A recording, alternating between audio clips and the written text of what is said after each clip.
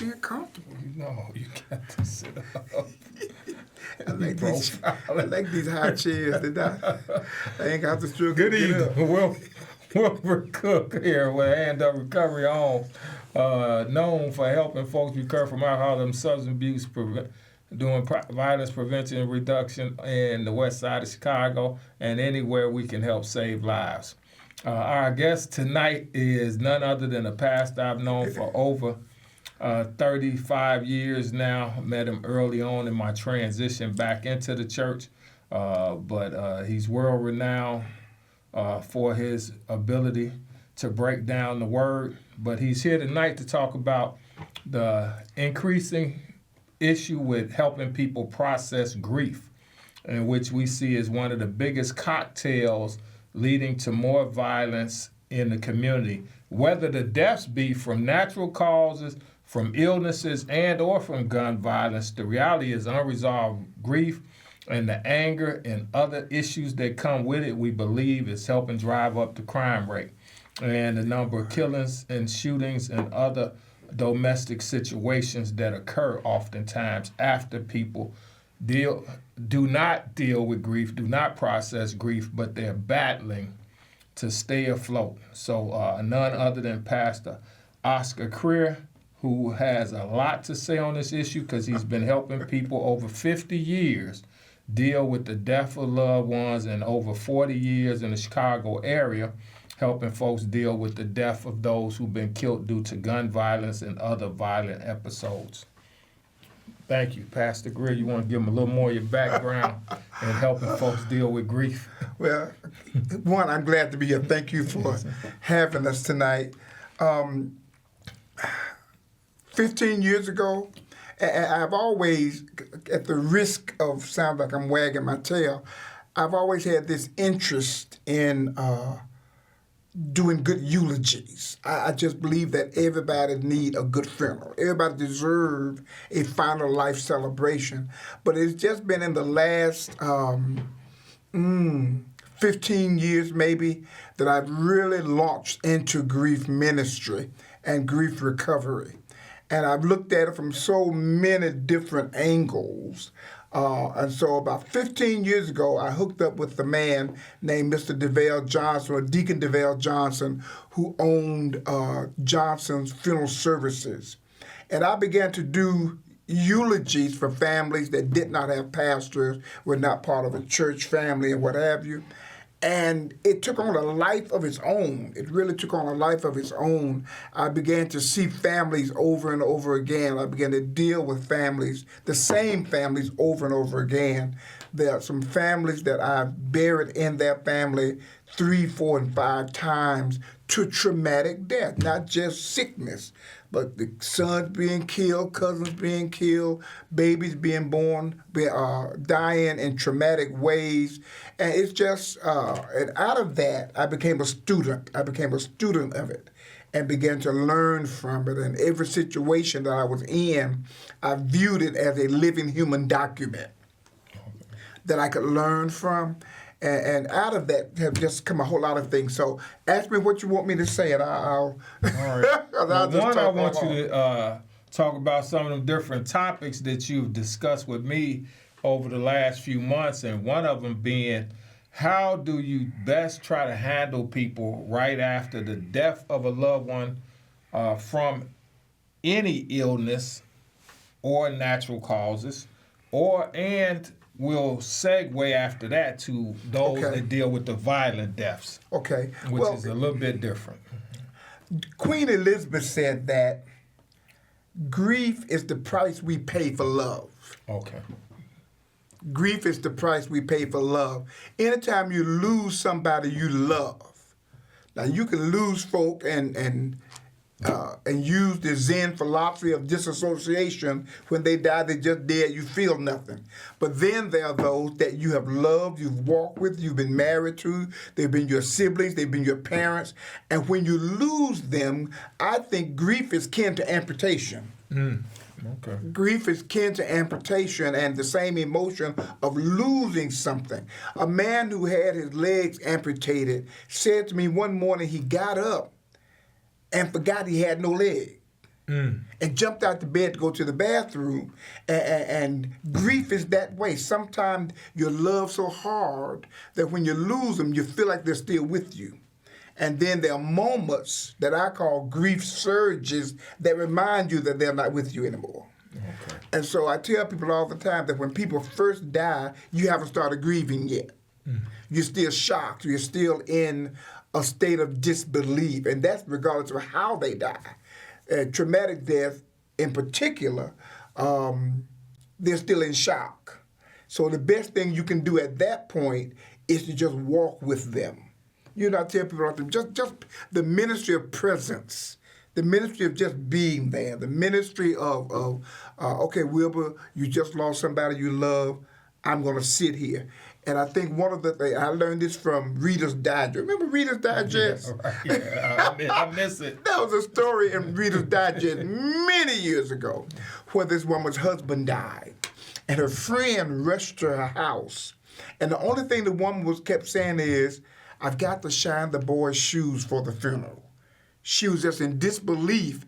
And the only thing she could think of was the boy's shoes need to be shined for their daddy's service. And the lady just picked up the shoes and shined them. And when people die, you don't have to say, is there anything I can do? You know there are some things that you can do. One time we had a lady to call and say her husband had passed away, and me and my wife rushed over to the house, and she was still in the shock. They had not even picked the husband's body up yet. So I looked at the house, and my wife grabbed the vacuum cleaner. I went in the kitchen and started washing dishes because I knew that lady did not want people to come into her home and see that. So sometimes when the first initial loss, the moment of loss, don't ask anybody if there's anything I can do. Just look around. There's something you can do. And above all, the ministry of presence. Quit trying, don't give advice. Don't say, child, I know how you feel, because you don't know. Every loss is so unique within itself that I cannot identify with you right now. All I can do is just be here with you. Okay. Yeah. So that's the initial response, I think. Right. Yeah, that support is important. And I know through losing a parent, my mother was totally different from losing my father, but nobody knew how I felt about either one. My mom's was a lot more emotional. Matter of fact, a lot of people didn't get that call from me because I could not stomach calling people to tell them my mom had passed. Other people put the word out around the community and the church for me. And that was their job to do that for you. That was their immediate response to your loss. I can help Wilbur by helping him get the word out. Right. Yeah. So it's a handful of people, and after that, I'm like, I can't keep doing this. Well, you know, when my mom died, it was interesting. Remember, I'm old. Remember when you wore red flower if your mother was alive on Mother's Day, and a white flower if your mother had passed away.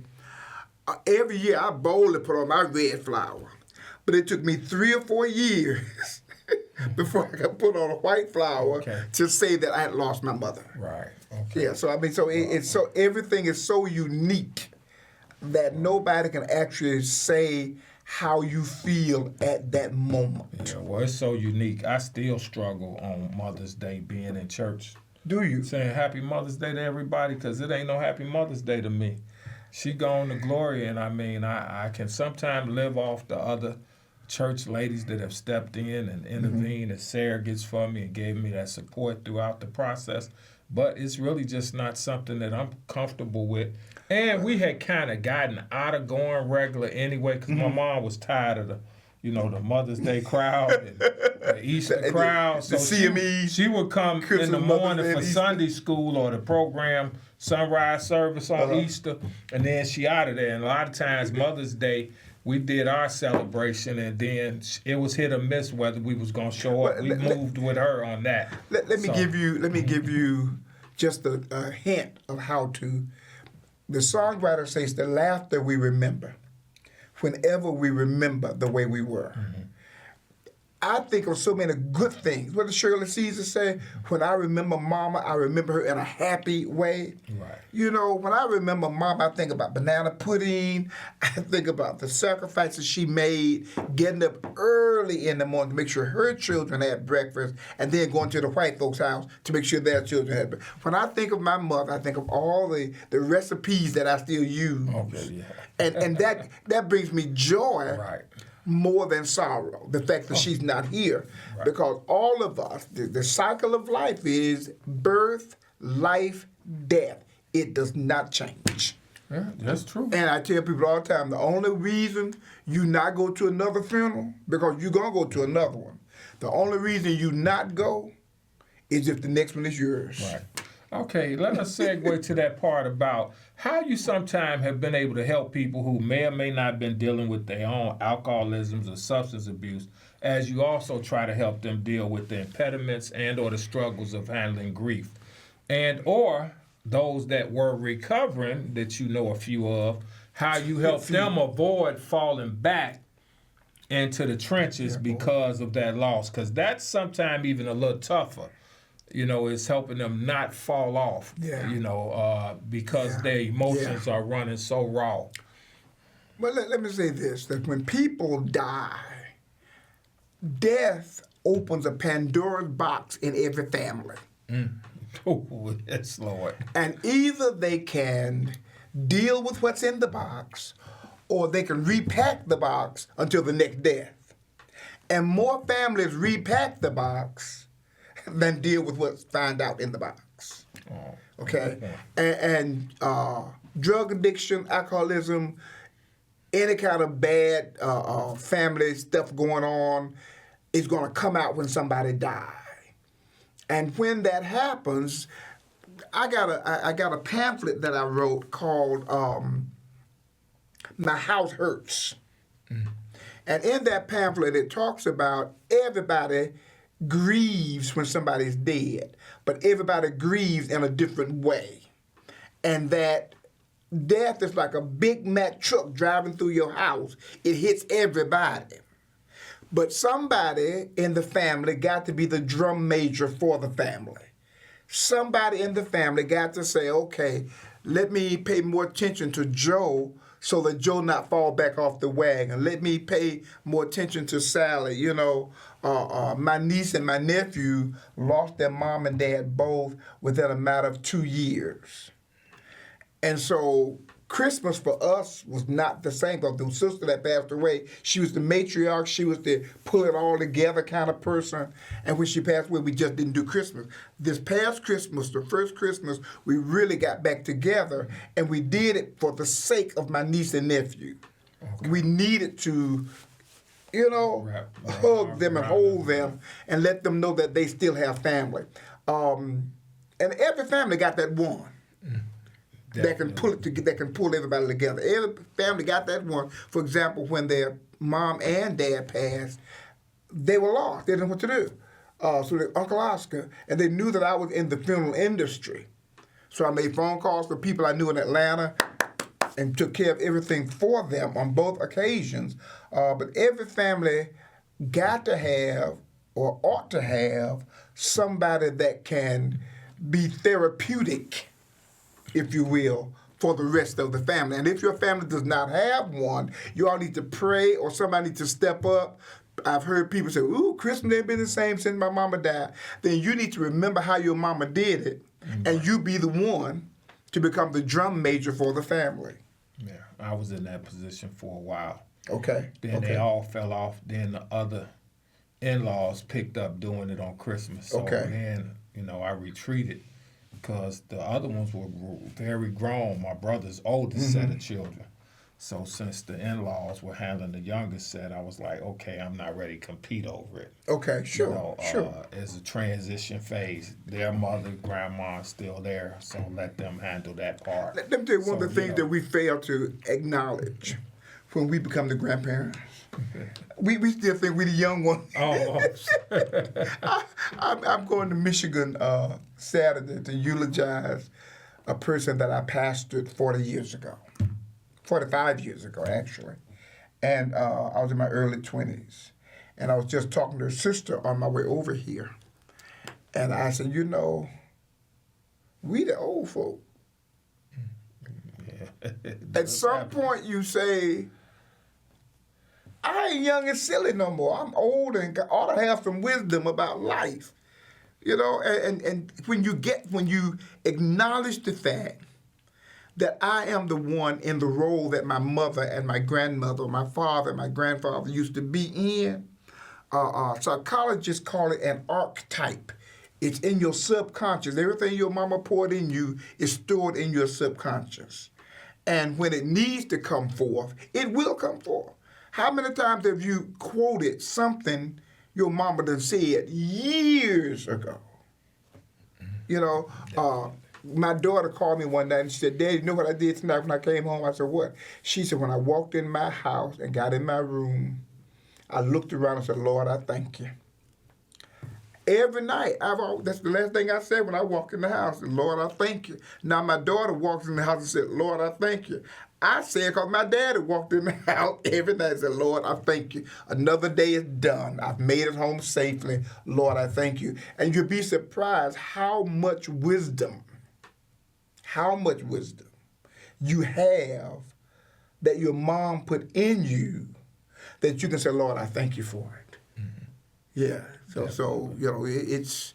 And so dealing with traumatic death, let's talk about that for a moment. Please do.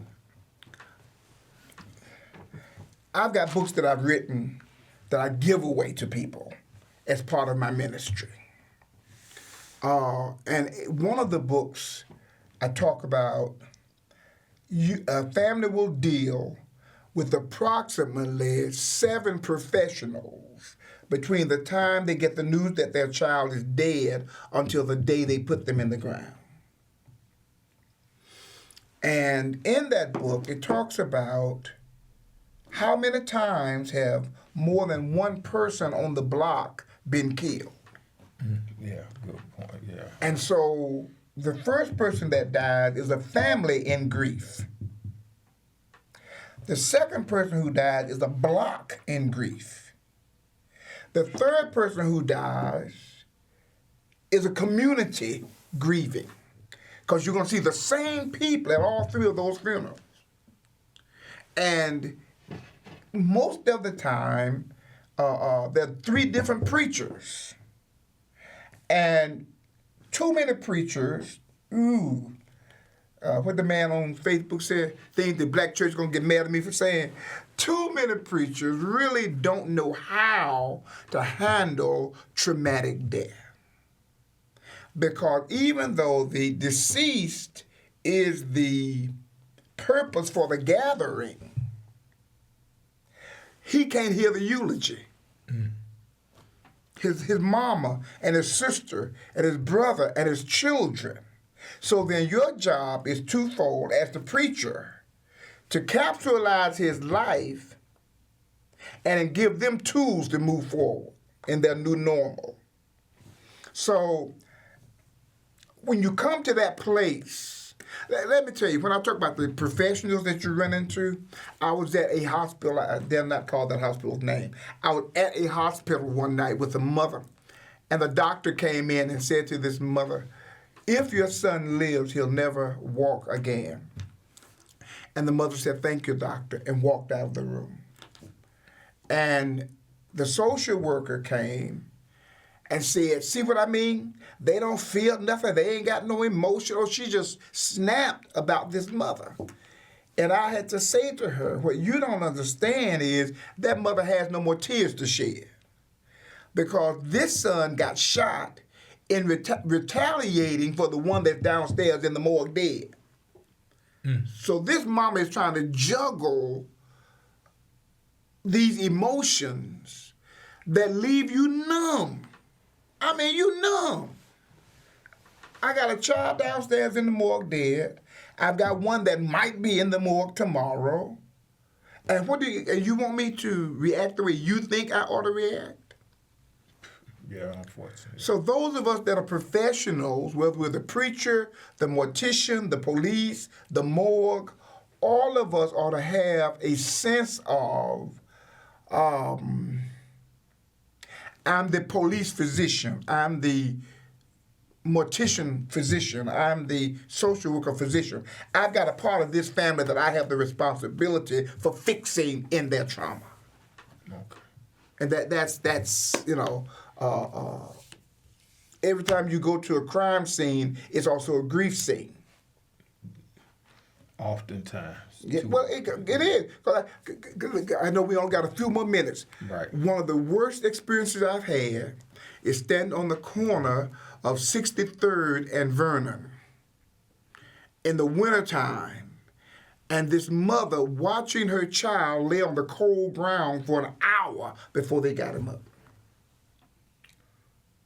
That's a grief scene. Yeah. Not only a crime scene, but a grief scene. And we have to understand as professionals what we're doing with people. Right, yeah. Well, I understand that one of the worst situations I heard or read about on the west side was similar to where the boy got shot 94 times. My mom. But in that same general vicinity, the brothers lit 2 guys up in a car umpteen times. Yeah. And the police let the car sit there for a few hours, then pulled the car without removing the bodies. But the community was in an outrage, but none of it was directed toward the people they knew in the hood who killed the brothers. Because the word on the street was they had told this one guy, stop coming through there. Mm-hmm. His days would be numbered if he kept returning to the block. Okay. He returned with his homie that night in that vehicle, and they gunned him down. But it was no outrage that I have identified to this day toward those that killed the 2 men. But there was outrage when they couldn't save them. And because it was a crime scene still, they had to move the car with them still in it. Because it's still an active crime scene, the car itself and their bodies. So, I mean, and it's sad to have something like that happen, but at the same time, if you're going to be mad, and that's one instance where I felt for the police that we're in a no-win situation, but a community that's not equally as mad at the people who perpetrate the crime. Well, and that bears another conversation. Right. That really, because once again, all of this impact how the community act every day. Right. It impacts whether or not this mother's afraid to send her children to school because somebody may come back by shooting. It impacts whether my mom want to walk to the corner store. It impacts the community in a way that what you do is to try to help these families survive in a war zone. And what gets me is 15 years ago when I started doing this, they packed the funerals out, and I would give the invitation to Christian discipleship, and people would come and give their life to Christ. My church is filled with people that joined at a funeral. They don't do that no more. No. It's just an event that they go to now. Yeah, people kind of numb to it. They become numb to it, and it's still happening every day. Every day. Yeah, so, I mean, we got about a minute and a half. Okay. And I'm sure you got a few things you can discuss on grief Well, to wrap things up. Let me tell you what I give away. What I give away as part of my ministry. What I give away. This is the book, Lord, Thou Hast Been Our Dwelling Place, that talks about the professionals that you encounter during that 7-day period for black folk, most of the time about 5 or 7 days for the funeral. And it really gives you an understanding as to who these people are and what you can expect from them. This is a book of meditation that I give to every mother that I do a funeral if they're burying a child, especially to traumatic death. There's a meditation for every day from the day you get the news that your child is dead until you put them in the ground, because you relive that week over and over and over again. Fortunately, yes. This book I give to preachers, and some of them accept it and some don't. But anyway, it's while they've asked me to do the eulogy. This is kind of a resource to help you, especially in traumatic death, to help you figure out what to say and how to preach and even how to pray.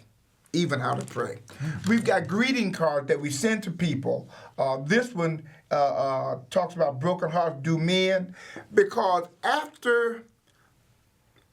a week after the funeral, You ain't getting no more cards. You ain't getting no more phone calls. Everybody gonna go. So we send cards a month after the funeral, just to let people know that we're still thinking about you and you can heal from this. And my newest book that's coming out hopefully next week, we sent it to the publisher yesterday. Chicken Yard Wisdom. I had so much fun writing this. So all of these books we give away so that we can get the resource out there. Grief is curable. You do not have to be hurting. Lady said to me, Reverend, I know God can heal me. I know God can do this, stop the pain, but no thank you. Because she said that if she stopped hurting, she thinks she's going to forget her child. And I tell people all the time, you can separate your memory from your pain. Grief is curable. All right, and I'm glad on that note. You do not have to walk around hurting. We have more than enough to talk about on this subject. We'll be back at a future date. I want to thank Pastor Oscar Creer for coming out to talk about a subject that's too often overlooked and under-resourced in our community when it comes to helping folks dealing with violence and death. So we look forward to that, and we thank you all for our viewing audience, and we look forward to helping you in the future.